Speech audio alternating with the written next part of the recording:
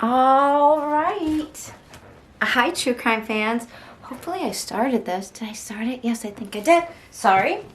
I'm just trying to play my little music. Everything I'm doing, is a little jacked up because I'm having to sort of make it up as I go along. And production is not my forte. I've got some help with the editing, which I have to learn how to do myself. So anyways, that is all to say, hi True Crime Grapevine fans. This is me, Patty Lee. This is week 28 of the True Crime Grapevine. If you are a returning viewer, hi, how are you? How was your week? This is going to be covering from last Saturday, which was September 4th, which was the last time I recorded. So everything actually like through the 5th through today, which is Wednesday, September, I think it's the 14th. Is that right? Well, it's Wednesday. Maybe your week has been like my week, which was one of our family members had the vid. So that was fun. I wore a mask in the house and somehow did not get it myself, even though I was the caretaker. So that was good. And if you're new here, hi. I'm Patty Lee. I am what I call the dyslexic armchair detective. You'll notice every once in a while when I say things in my backwards talk. But I also have the dyslexic advantage, I think, of making some interesting connections that aren't typically sort of outside the box thinking, is what dyslexia is known for being the advantage of. So hopefully you'll appreciate if you cannot watch true crime every single day like I do and read all the written local news about it and watch all the YouTubers. I will try to give you a synopsis about what all the major crimes, the true crimes that everybody is talking about on the interwebs, and then I'll break them down for you. We follow those crimes all the way from their inception through, when they're hooked and booked, when they're caught, and then through the criminal process. So we've got you covered. I upload once a week and to cover all these major crime cases. I may start uploading a little bit more. Please like and subscribe if you're interested. That would help my channel out a lot. I'd really like to know what you think, like which cases you're most involved in.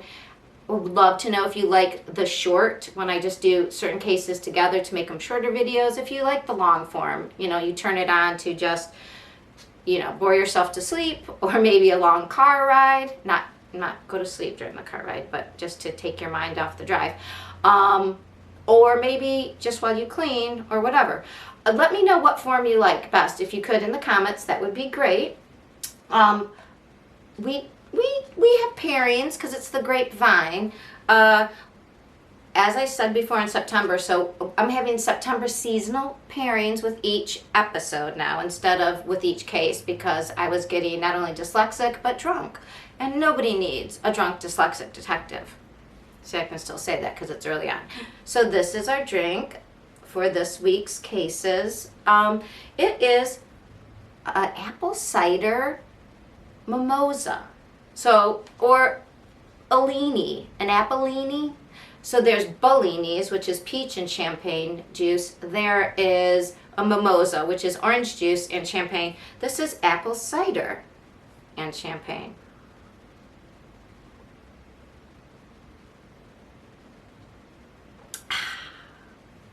It's tasty.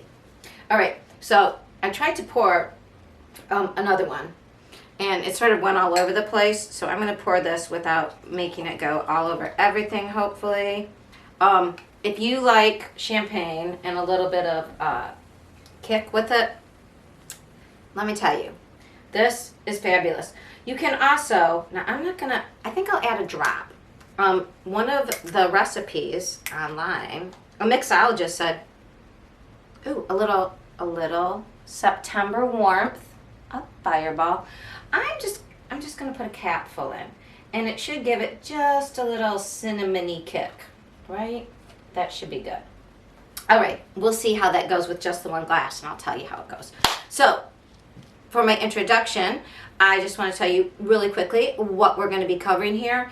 And we've got a lot of cases. We are going to be covering the Eliza Fletcher case. It's new and it's already to the hook 'em and book 'em. We had 3 of these cases that blew up. They were occurred and almost solved within 10 days. Solved in that allegedly solved. There's a suspect and they've been arrested. So we have the Eliza Fletcher case out of Memphis, Tennessee. She was the mom who was jogging, the billionaire heiress mom. The Gabriel Davies, who was the missing teen from Washington State, who was missing and then was arrested for murder. So that's interesting. Talking about twists and turns, we also have a journalist who was by a politician who he had been writing stories about, and that politician did not get reelected, and apparently, he just took matters into his own hands. I don't know, a little cuckoo. Maybe it was the heat. This is out in Las Vegas, Nevada. That's the Jeff German. He was the journalist who was unalived by the politician, Mr. Telus. We are going to then give you some updates. I don't know why I said we. It's just me and my drinks. I guess, does that make it a we? Yeah, that cinnamon kick gives it just a little, especially if you're not into sweetness. I kind of like sweetness. Our investigative updates, the Kylie Rodney case. The interweb sleuths are insanely focused on this. It's very interesting, and we will discuss why. And then last week I had spoken about a case out of Maine where a mom had been missing since around 4th of July. She has been found with her daughter, and I say found because we haven't seen pictures, I don't believe, but supposedly there's been some contact between police and them, and we'll talk about it. It's still sort of sketch in my book. And the Christy Powell case, the autopsy was back. She was the missing mom around San Antonio, Texas, who had just gotten a call, apparently left her house, called her work and said, I'm going to be a little bit late, and then disappeared, and was found later. Her car was at a mall. And so we've got the autopsy results, and I don't know about that. I would say don't go missing in Texas. Then we are on to our court cases. Things that have already, where there's a suspect that's been arrested and there's the process of adjudication is moving right along. We've got lots of them sort of stuck. Stuck in that, the Naomi Arion case in Findlay, Nevada, there was almost within, I think it was within a month, they had had enough investigation. The family kicked it off, and then the authorities got involved, and they found this Troy driver, and there was, I believe, DNA match, and they found the body, and Naomi's body, that is. I don't want to say the body, but he was arrested, and then things sort of slowed down, and then this summer there was, we'll talk about it. So anyways, he's slowing down his case. You know how they say, hey, bye, Felicia. I think on court channels, that things that cover these people, we need to start saying, bye, Letitia, because, again, everybody needs competency hearings. I mean, it seems like the new out. No, I think I'm crazy.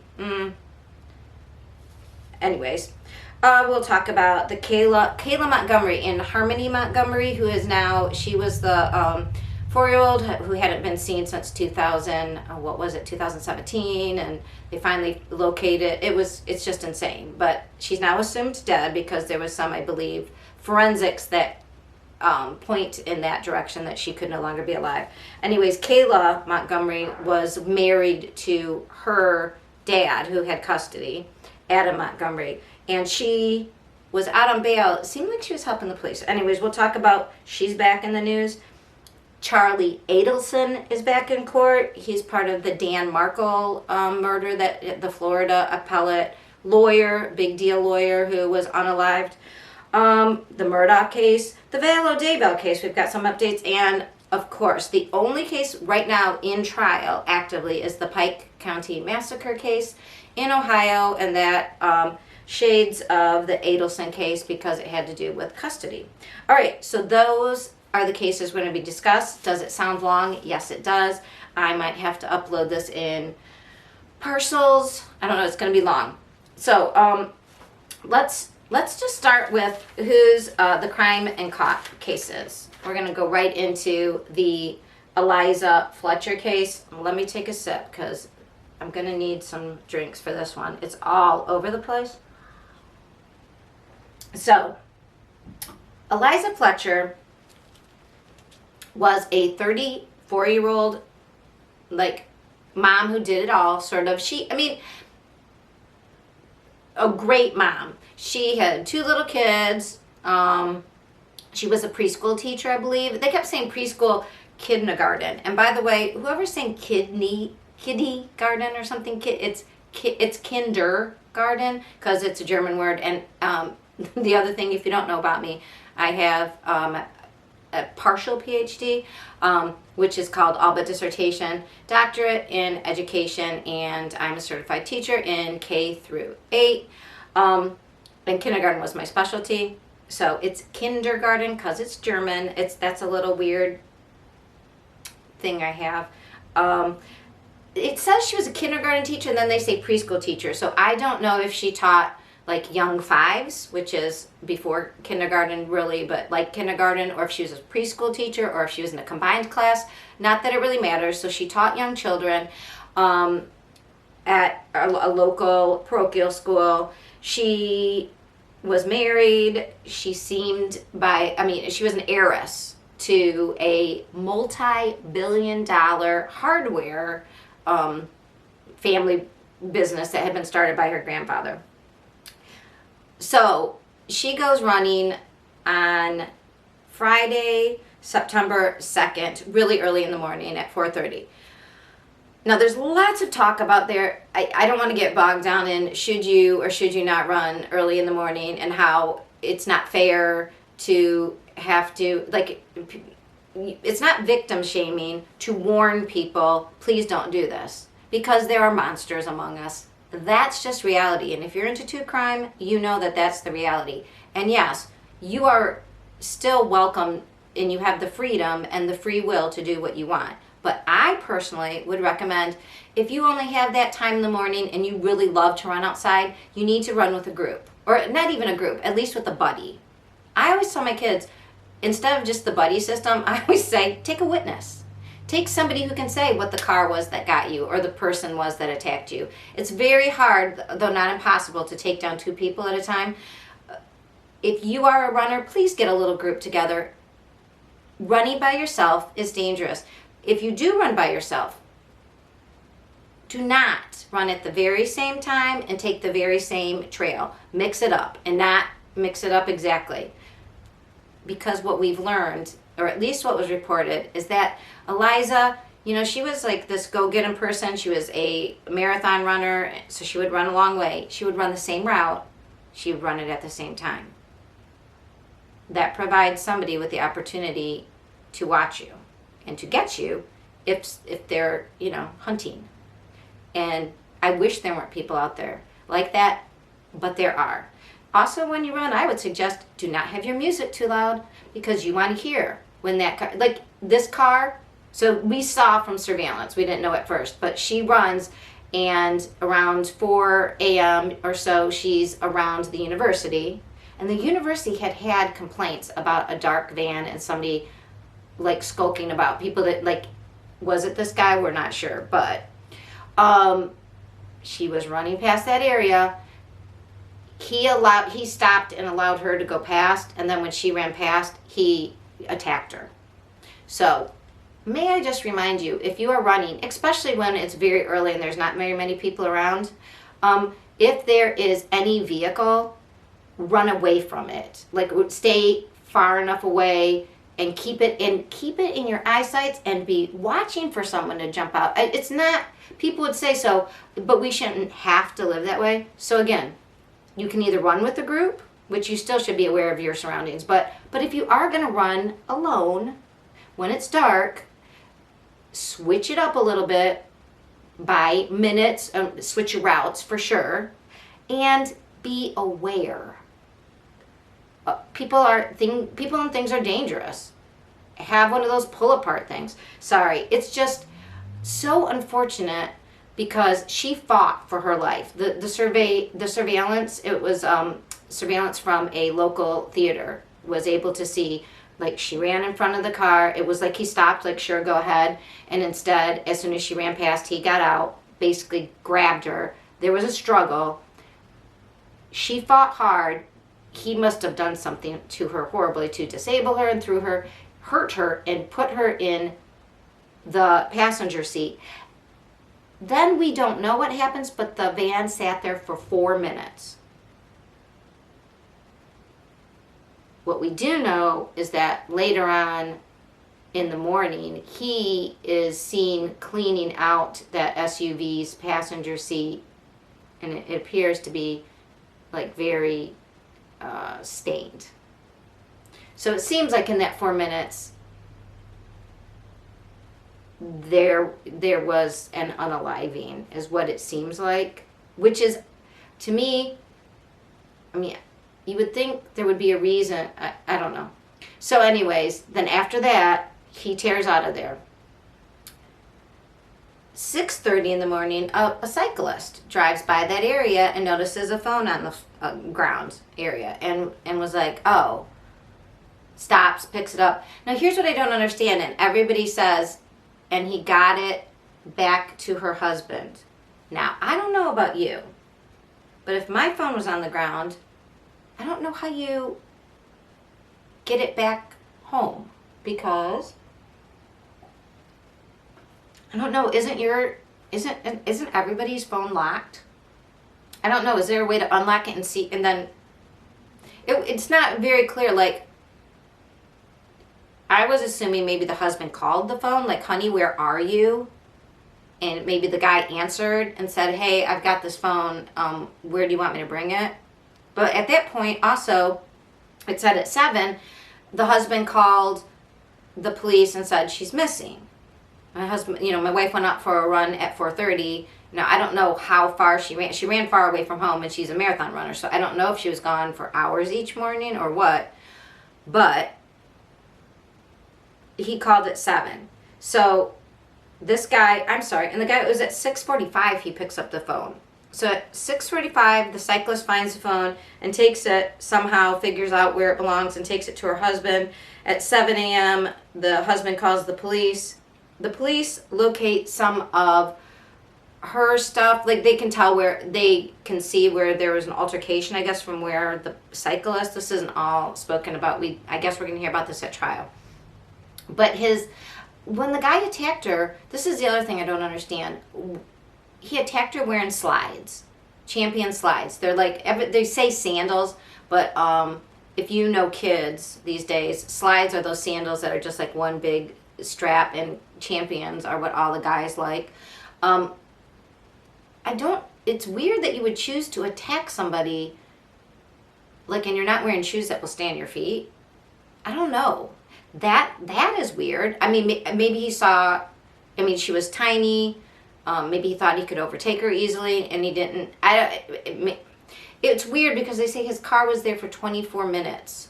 Like, they said it was there. One of the articles I read said the van, the SUV that he was driving, the GMC, was seen, and it said, like, stalking for 24 minutes before she ran by. Now, that intimates that he was waiting for her, which is, like, but then also later on, people discussed it as this was just a crime. This is a weird crime of opportunity by a complete stranger. But did he, it was a stranger, but he knew she ran there every day? Or was he looking for any runner? But stalking for 24 minutes? That seems weird, like he was waiting for her. But we haven't heard of any, well, we have heard of a connection, but there's no direct connection. So, and they're saying it's whatever, stranger abduction. So by that morning, by the afternoon, it is clear, and I guess they get surveillance of the area because they know where she was taken from, and they find these slides there too. And it kind of also was confusing if the cyclist picked up the slides or noticed the slides, or if the police noticed them. It kind of intimated that the cyclist saw the slides and the phone. I don't think he took them both to the house. I think he just took the phone.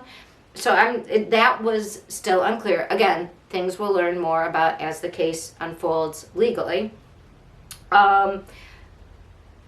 We just know she's gone. And at that point, but after the police are involved and then they see this thing, by Friday afternoon, there's a press conference.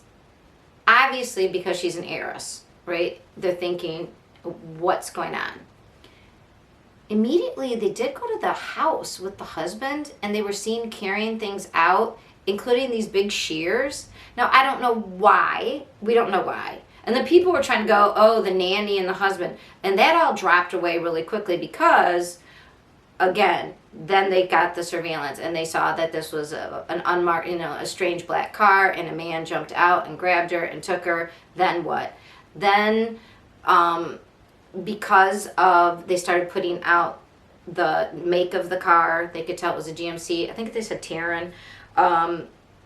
They got more and more tips, and they rushed the DNA off the slides. So it happened very quickly that they targeted this specific individual whose name, so this is interesting. His name at first it's Thea. It's at the end. Oh my gosh. Here we go. Dyslexic detective. Cleotha Abston. I'm just calling Cleo. I hope you don't mind. And by the way, Abston isn't his last name. That's his brother's last name, but he did go by that name. I think he might have had aliases. He's 38. They knew because he was in the system. In fact, he had gotten out of jail just 2 years, like in 2020, 2 years before. And you know what? He was in jail for 20 years because he had grabbed somebody and thrown them in their trunk, took them around to ATMs to get money, and the guy said he was going to kill me. Oh, the guy you ask. Oh, this is interesting. So he was an attorney who worked with Eliza Fletcher's uncle. Isn't that weird? So there is a connection, and he went to jail for 20 years. It wasn't Eliza's uncle who put him, like, that he got and put in, so it's not like retribution for that. I don't think it could be, because it wasn't the uncle who, like, prosecuted him. It wasn't the uncle who got grabbed. It was the uncle's co-worker. And that guy was like this lawyer for the Innocent Project, and Cleo had driven, he was just 16 when he grabbed this lawyer who's related to Eliza's family. It's just really weird. Anyways, and the other guy, he wanted off completely because he said the other kid, Cleo just picked him up and was driving around, and he was saying, wait, you've got somebody in the trunk, you got to let him out, man. This is his car, you got to give him his keys, you got to let him out. And I think because of his work, that lawyer was like, this other kid should be just given a mentorship. He should have to have, like, go get counseling, have to finish high school. Like, he wanted to help the other kid because he wasn't really that involved. But of Cleo, he was like, oh no, that guy, he's going to kill me. For sure. Like, cold-blooded. So that is kind of interesting. That's a weird connection. Like, he targeted this family's, like, a co-worker of this family, and then 20 years later, he grabs, in the same way, that guy, her uncle, she was the niece of the co-worker's, I'm not saying that right. The same person who had a co-worker, now that same person's niece is grabbed by one individual. It's just weird. Isn't that weird? I know life can be full of coincidences, that have, I mean, and our brains, this I know from my own education, our brains want to make sense. We want to see patterns. That's why we see patterns in just random, like, dots. We'll see, oh, there's a face in there. The clouds are something. Our brains want to make order out of disorder. But it is strange to me that in a big town of Memphis, that this one guy just happened to attack twice people close to this lawyer. And he does civil work. And now he was on the board of a Boys and Girls Club. That's the only connection he could have possibly have ever had to that guy. And I doubt, I mean, it's just weird to me. But anyway, in quick succession, Saturday, they locate who they're looking for. They go after by Saturday night into Sunday. I'm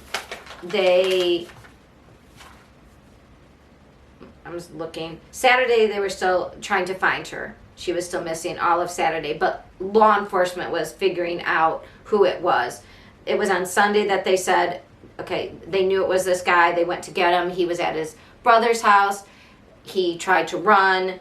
They get him for abduction and tampering with evidence, and he won't talk to them. He won't help. He won't say anything about where he took her, where she is, if she's alive, if she's dead. They are continuing to look. Then on Monday, they make discovery, and Twitter went crazy because people in the area could see. They like locked down this one area, and they were around this dumpster, and it seems like that's where they found a bag with her clothes in it, her like pant. It's not clear what they found in the dumpster, but they also found, they did say they found her little purple shorts that she was running in a bag. They noticed that around this abandoned house that there were tracks that had been, there was all this growth, and it was only a half a mile from his brother's house. Like it went his brother's house, the dumpster, and then this vacant, and they're calling it a duplex, but it looks just like a house. But I think the whole, whether it was a duplex or not, I think it was completely vacant. And the description, it is not clear if she was found outside around back or inside the house, but they saw these tracks, they found the house, they saw a person who was unresponsive, and for all of, into the very night, they wouldn't say, everybody assumed, because they finally said there was a body found, but they did not say, yes, we think it's Eliza. Then by Tuesday, in September 6th, so a week ago Monday, they did say, yes, this is Eliza Fletcher. So that was all right after I taped. This all broke apart and happened. I mean, I think I knew before I taped that there was a missing person. But I will tell you, on Twitter, there are many missing people, especially like adults, and they're found within a day. So I don't always, unless they're an endangered child, I don't always retweet or amplify that until it's like a case.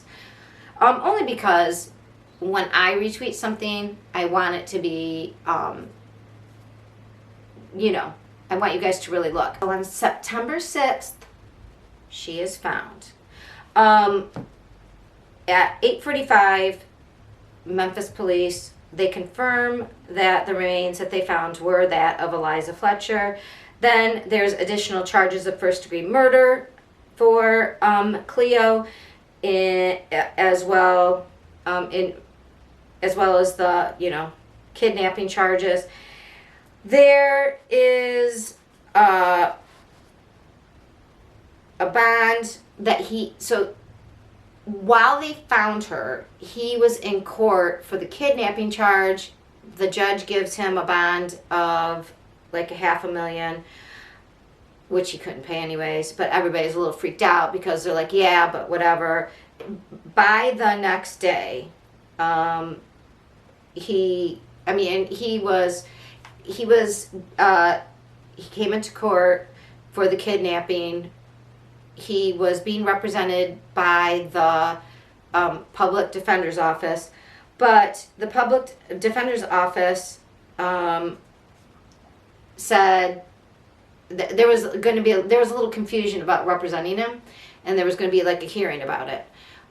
The DA for Shelby County in Memphis, Tennessee, he came out and said, look, there's baseless rumors having to do with other stuff, and no, this was just a stranger thing. Again, the baseless rumors are all the rumors that were going on. I don't think he meant the ones about the husband rumors, but I think he meant the baseless rumors about somehow this was connected back to that, her uncle and that old case, because of the weird, because her uncle's worker friend was the last person that this guy was put away for 20 years, and he gets out and then he gets the uncle's niece. So they're like, no, it was just strangers. Then on Wednesday, that's when they were in court, and he didn't enter a plea he revoked his bond. He was arraigned on the murder charges, and now we don't know if this is related to that old stuff, but the public defender said they wanted to talk and have a hearing about why maybe there was a conflict of interest representing him, and it came out because of an old case, because of they had represented Cleo in the early 2000s. Well, that case of the lawyer was in early 2000. It was 2001. So the judge, though, said no. The public defender's office will represent him, and so they are representing him now. So again, it is very strange. I just wrote all down about I wrote down all the timeline here and who was related to whom in the old case, and it's kind of very sad, because it seems, I don't know if Cleo, he was involved in and had a rap sheet by the time he was born in 1984, and by 1995 he was getting in trouble, like legitimately in trouble, like serious cases. He was in the juvenile system 3 years, from 1998 until 2001. He was in and out of the juvenile system, and then 2001 was when he went in for the 20 years because of the kidnapping. And in those 3 years, he was hurting people. He was essaying a male, which is weird because this was a female, but whatever. I guess it doesn't matter. But it's just so strange. He just was very, he had identity theft was part of this case right now. He was held on right when he did the kidnapping charges. He also had identity theft charges because he had stolen somebody's identity, credit card. Now, just yesterday, I believe we found out, he had committed SA, and there was a kit done in 2021, September of 2021, so a year ago. He committed this crime. His DNA was on file because for 20 years he had been in the system, in jail, for that other horrific crime. And they never could run the test because it wasn't put on a priority. But not being priority, like his shoes, the DNA shoes were priority and were done like in a day, like within 24 to 48 hours. The rape kit, the SA kit, yeah, that was over a year before it was done. And just like they're just now, oh yeah, because he would have been put back in jail a year ago and probably thrown away the key. So, because that was he'd only been out since 2020, and he probably was in lockdown for a lot of that. So as soon as he he committed that crime. So it does seem like Cleo was, his nickname is Pookie. Maybe we should just call him Pookie because that'll help him in jail. Pookie, yeah, Pookie's he's going to be in jail for the rest of his life now. It is really unbelievable story. He seems to have, maybe he really seems to be somebody without conscience. I can't diagnose him, but perhaps like a Ted Bundy type character, somebody who just doesn't seem to care. Yeah, so we will see him back in court. Let's see, on December 8th, here's a motion. That, December 8th, that was when they said, no, you're gonna have to, whatever. Oh, he'll be back in court September 19th. So, we will see him back in court September 19th. I will report on it. So, again, to review, within 4 days, we knew who this was, and they found out. Unfortunately, he had committed horrible crimes a year ago that nobody could, because the system was so slow on doing testing kits that weren't known to need to be, you know, it wasn't a billionaire heiress's case, so they didn't need to say, hey, do that right now. So anyways, yeah, my dog's found something else to play with that's very loud. So we'll get back to this. Again, this case will be interesting for numerous reasons, and we'll find out if anybody else or anything else in that weird case was related to this. In the meantime, what can we learn from this? Please, if you're running alone by yourself, switch it up. Carry something with you like mace. Do not have your music real loud. And if you see anybody around you, don't, if a car waits for you, run behind that car. Like, just be aware that there are animals. We're to our second case, Gabriel Davies. This is also both a new case and it is already, they've been hooked and booked. So let me tell you about Gabriel Davies. He is a 16-year-old young man from Washington State who he did not show up last week. Let's see. Let me get my timeline straight.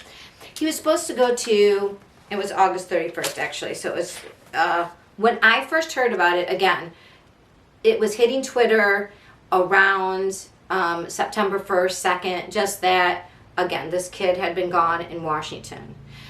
He was 16, his car was found by this, his truck was found by the side of the road. And there was some blood on the steering wheel, and his phone was smashed nearby. The reason, so again, what really happened? And then he was seen walking northbound. So there was like, is this something bad? Is this not something bad? Where is he? And he was missing for 36 hours. So by the time I had taped last week and I was finished, it just looked like there was a missing kid who was found. Since that time, he was summarily arrested last week early for the murder of Daniel McCaw, a 51-year-old man. Now, what? Here's what happened. Here's how they're connected. Daniel McCaw dated and lived with Gabriel's mom. They had recently broken up. I don't know if he was with his mom, but Gabriel and another friend that weekend of the 31st had been, and 30th, I guess, the 28th to the 30th, they were camping an hour and a half away from this man's house and staying in a cabin. But Sunday night, they had gone missing. That said they were with family and friends. He and his friend went missing for about from right after midnight. So that was the 5th was Monday, so that was the 4th. Maybe it was Saturday night. Anyway, so they went missing for the overnight hours until right before morning. They came back at 6:30. They were seen, and they didn't know where they went. Well, the next week, so in real time, how this is this kid was, he went to his football practice, and let's see, that was on August 31st, that Wednesday, so Sunday, the 28th, was when he was camping. Wednesday was when he was going to his football practice and had disappeared. And he was missing for 36 hours. So by Friday, I believe, they had found him. No, they found him Thursday, September 1st.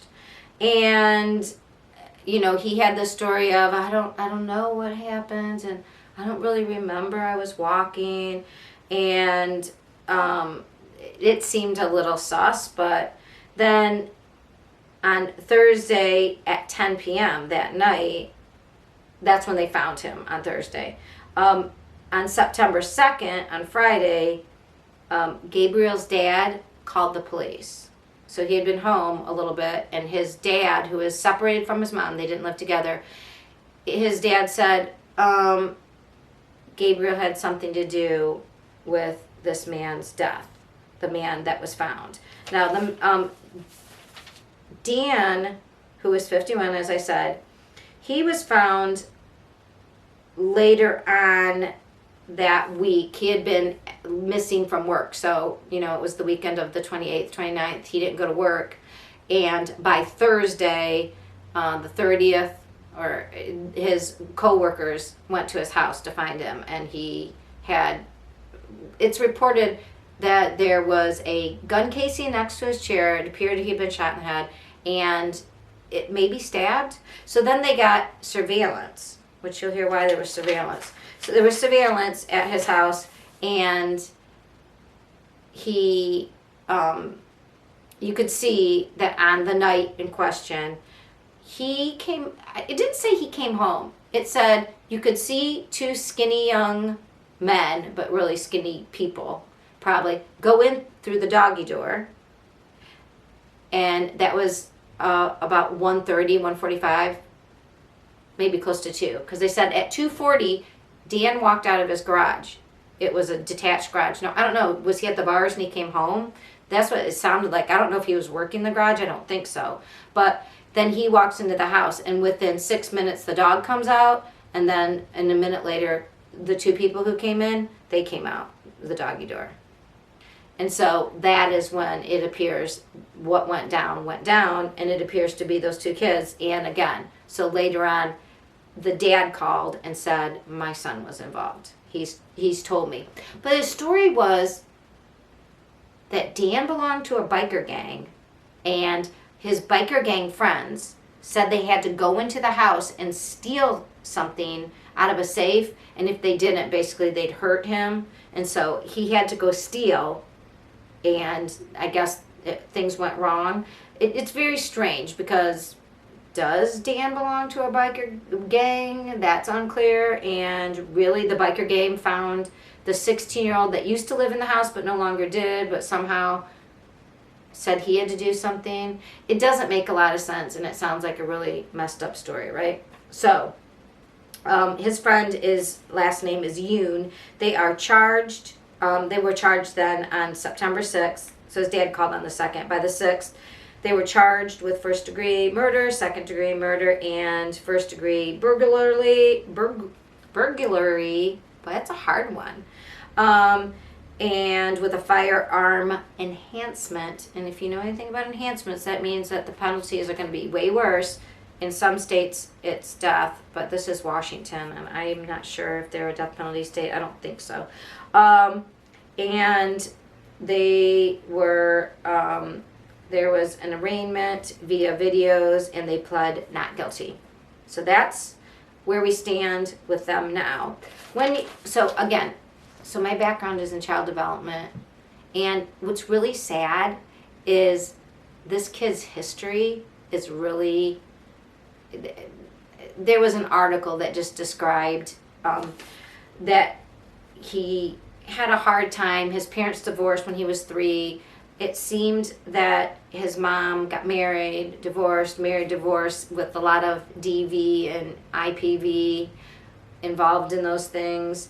And the kids seemed to act out. He had a sister with him.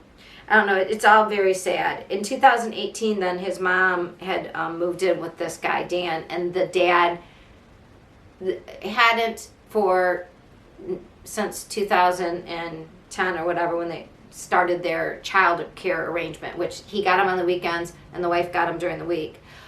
He hadn't really said anything until he picked him up at this guy's house once. So when I talked about surveillance camera, this guy was like, had signs all over, like, if you trespass, basically, I'll shoot you. This property is surveilled. If you try to come in, I'll shoot you. He had a Confederate flag flying.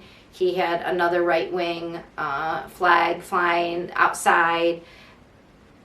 The dad was uncomfortable, and the guy appeared wasted. So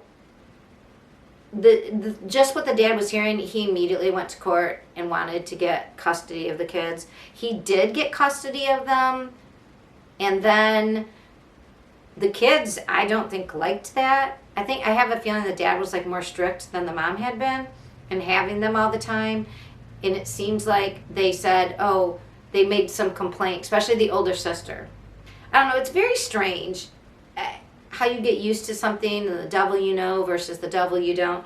I don't know. So it was checked out. I mean, they made like, oh, he hits us and he drinks all the time, and basically describing what law enforcement had described about the other guy, because they had been called out to the house, you know. He had been drunk, he had hit the mom. They were describing that behavior, but they said, oh, their dad was doing it, which I don't know. It just seems really sad. And then it was investigated and it wasn't true, and then they reworked a thing where the dad had him during the week and then the mom had him on the weekends. So, and that's how it was until the mom broke up with this guy, and then we don't know why the son and his friend decided to go do this. I don't think it was a biker group. Doesn't seem like it. So we'll hear more about that. They're being charged as adults, even though they're being held in a juvenile detention center. Be careful thinking that you can raise children and they won't just go ahead and do whatever they see. Because if you raise a kid in violence, research says they learn that that's the way to behave. And this kid, he started acting out in school as a bully, went then to more violence, bringing, he brought bullets to school because his mom and that damn guy had bought him a .22 rifle, which, who knows, maybe that's what was used. That would be ironic. Anyways, so what can we learn from this case? Try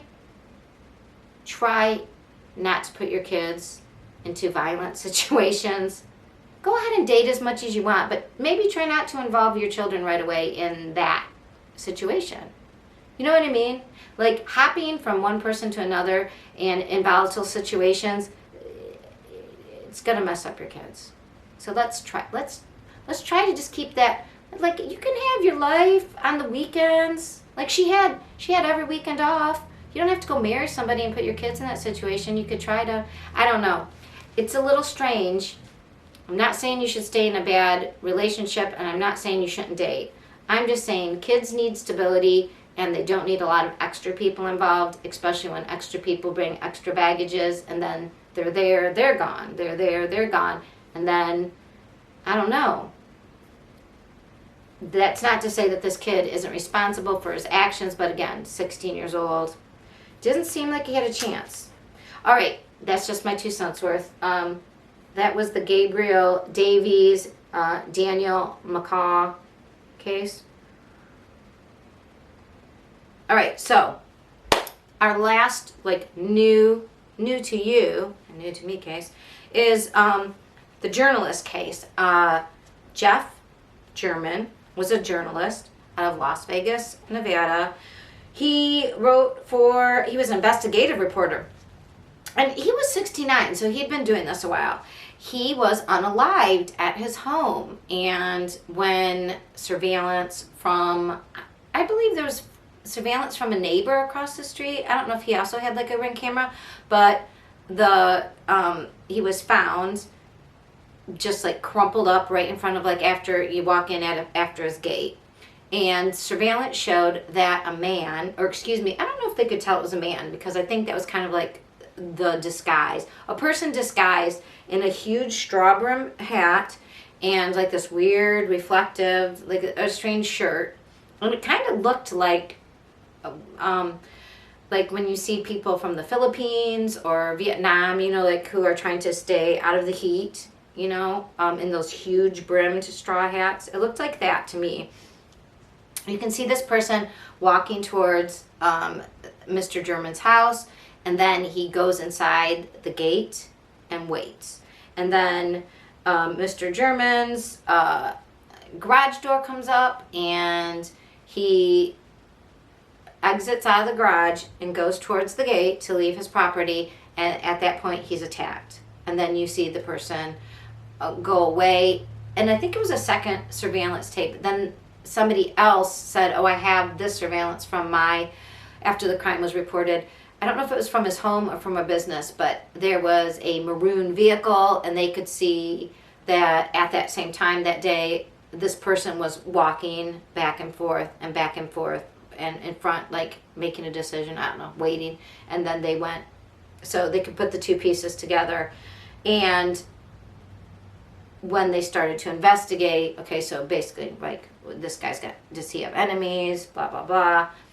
They found out that he had made threats against this journalist. So in June, they found out that Robert Telus is a 45-year-old man who was, I don't know if he went to law school and was a lawyer, because we'll find out he had problems there. Okay, so after he was unalived, the police are looking for, does he have enemies? And they found out from his colleagues at the newspaper that yes, he had been having problems with this Robert Telus, this public administrator for the county, which I believe is Clark County, which is Nevada, it's Las Vegas County. So the public administrator, what he does is, it's a government elected position where if you die and you don't have an executor for your will or any relatives, basically, I think if your will, it goes into probate maybe. He's the one that acts sort of like as the executor for like people who don't have one. Who, it sounds like he's in probate. So he was up for re-election in June. And Mr. German, you know, as journalists do, had been looking into his background. And he was not a great guy. I mean, he was purporting himself to be this like happily married man with 3 children, and he was having an inappropriate relationship with a colleague at work, and it was documented by Mr. German. I mean, the thing is, if you're going to be in the public eye and you're going to say certain things and hold yourself out to be certain ways, and he had other problems. I mean, so the journalist was digging into his back. I mean, it wasn't just one thing. So apparently when he had been working at either in law school at UNLV, he was either going to law school or he was, I don't think he was teaching at law school, but there had been an investigation for inappropriate touching with a first-year law student. You know, he was arrested in 2020 for domestic violence at his house with his wife. This guy